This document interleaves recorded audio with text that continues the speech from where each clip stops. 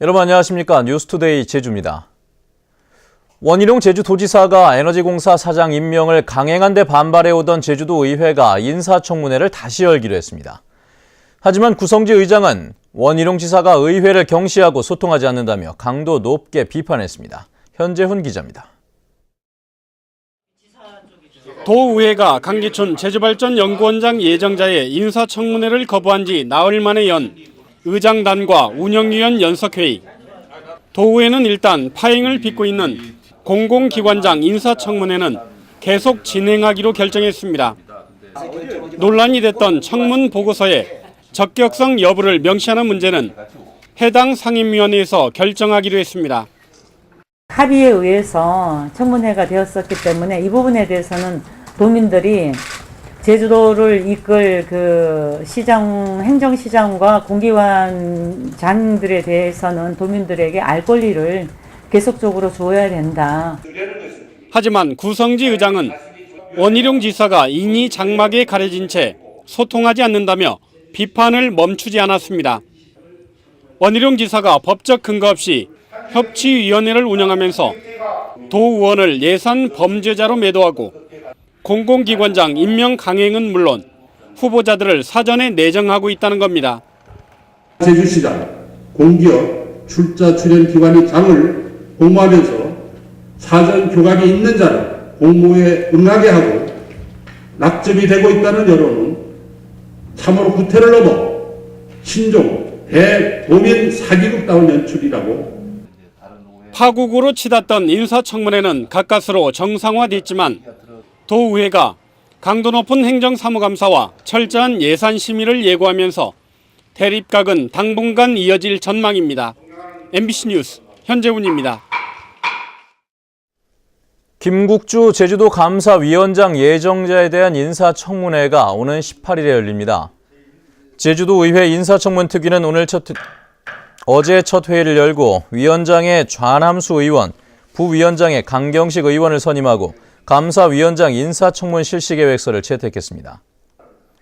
감사위원장 인사청문회는 제주특별법에 의한 것으로 도의회의 동의를 거쳐야 임명할 수 있습니다. 제주의 1차 산업에 치명적인 타격을 줄 수 있는 한중 FTA 협상이 급물살을 타고 있습니다.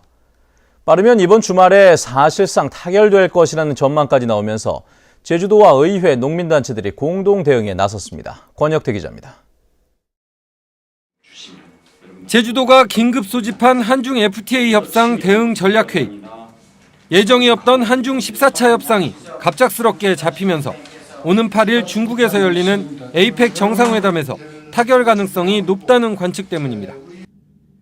제주도는 감귤과 감자, 마늘과 당근을 비롯해 갈치와 참조기 등 11개 품목을 협상에서 제외해 줄 것을 요구하고 있는 상황. 협상장인 중국 베이징에는 공무원을 긴급 파견하기로 했습니다.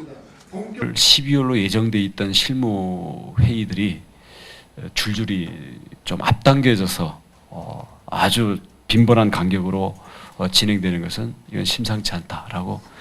도의회도 긴급 회의를 갖고 협상 속도에 맞춰 대응 수위를 높이기로 했습니다. 여러 가지 대책들을 마련하기 위한 시간과 공간을 마련하기 위해서 의회 본청에서 아마 의원들이 농성이 시작될 걸로 보고 있습니다. 제주도와 도의회, 농업인단체는 제주 1차 산업 보호를 위해 특단의 대책을 마련해달라는 대정부 건의문을 발표했습니다. FTA 협상으로 수혜를 잇는 제조업, 자동차 산업 등이 전혀 없어 지역 경제에 막대한 피해가 예상되고 있는 등 대책 마련이 절실합니다.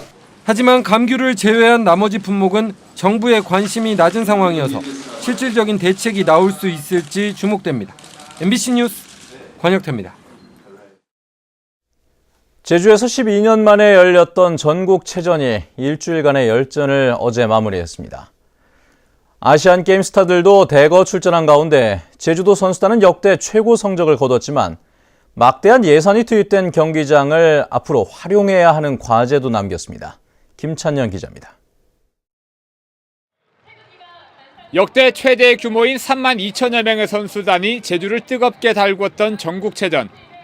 경기도가 금메달 130개를 따내며 13회 연속 종합 우승을 차지했고 대회기는 내년 개최지인 강원도로 넘겨졌습니다.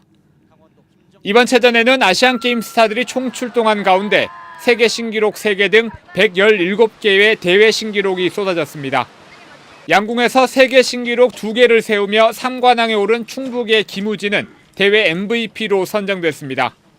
전국체전을 통해서 세계 신기록을 쏘고 또 MVP를 수상하게 돼서요. 이게 큰 힘이 될 것 같아요. 큰 힘이 돼서 다시 한번 떠오를 수 있도록 노력하겠습니다. 제주도 선수단도 역대 최고 성적을 거뒀습니다. 역도와 유도에서 20개의 금메달을 따내고 육상과 수영에서 선전하며 당초 목표였던 12위보다 한 단계 높은 11위에 올랐습니다. 하지만 메달이 일부 종목에 편중되고 다른 지방에서 영입한 선수들에게 지나치게 의존하는 아쉬움도 남겼습니다. 아무래도 또 선수들의 육성함에 있어서 예산이 많은 예산들이 받침이 돼야 되기 때문에 그런 여건만 된다면은 충분한 가능성이 있다고 봐집니다. 대회 운영에서 큰 사고는 없었지만 비날치로 야구 등 일부 종목은 차질을 빚어 곤욕을 치르기도 했습니다. 특히 체전을 앞두고 400억 원을 들여 새로 짓거나 고친 경기장들을 어떻게 활용할 것인지는 중요한 과제로 남았습니다. MBC 뉴스 김찬현입니다. 가파도 아름다운 섬 만들기 사업이 토지 매입 문제로 난항을 겪고 있습니다. 가파도 주민들은 최근 감정평가에서 일부 토지의 가격이 턱없이 낮게 평가됐다며 반발하고 있습니다. 제주도는 오는 2017년까지 아름다운 섬 만들기 프로젝트를 추진하기 위해 가파도 면적의 3분의 1인 28만 제곱미터를 토지거래 허가구역으로 지정했습니다.